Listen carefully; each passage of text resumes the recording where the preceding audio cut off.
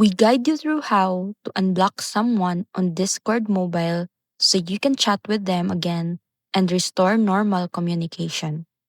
First thing you need to do is to open Discord app on your phone and tap your profile icon at the bottom right to open user settings. Next, scroll down and tap privacy and safety. Then, select block users. Here, you'll see a list of everyone you've blocked. Find the person you want to unblock and tap their name. And then, tap unblock and confirm your choice.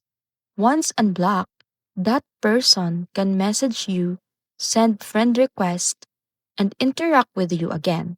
If you don't see their name, try searching their username or checking the friend list, and this method works on both iPhone and Android. And it only takes a few seconds to give someone access again.